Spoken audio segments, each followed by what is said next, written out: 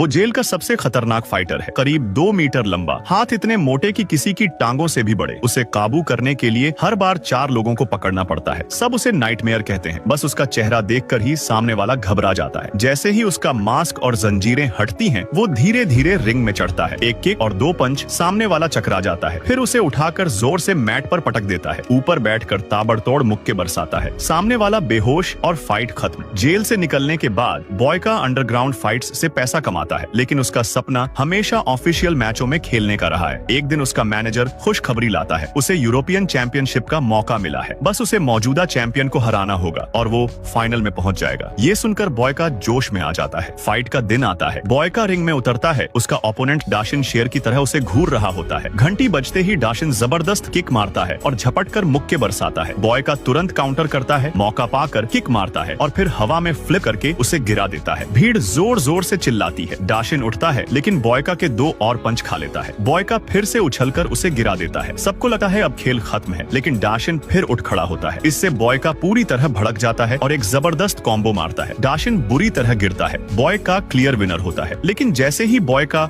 Locker room से बाहर निकलता है, देखता है कि डाशिन स्ट्रेचर पर पड़ा है, बुरी तरह घायल और बेहोश। डॉक्टर कहता है हालत ठीक नहीं है। एम्बुलेंस में जाते हुए डाशिन को देखकर बॉयका के दिल में भारी अपराध बोध आ जाता है। अगले दिन मैनेजर बताता है डाशिन की मौत हो गई। बॉयका पर कोई केस नहीं होगा, लेकिन उसका मन टूट जाता है। वो डाशिन का सामान देखता है और पता चलता है कि उसकी एक बीवी है, एना। बॉयका तय करता है कि उसे ये गलती सुधारनी है। वो उस बार में पहुंचता है जहां एना काम करती है। अंदर लड़ाई झगड़ा चल रहा होता है, पर बॉयका को परवाह नहीं। वो हर जगह ढूंढता है और आखिरकार एना को देख लेता है। जैसे ही उससे बात करने बढ़ता है, सिक्योरिटी वाले आकर उसे पकड़ते हैं और बाहर फेंक देते हैं।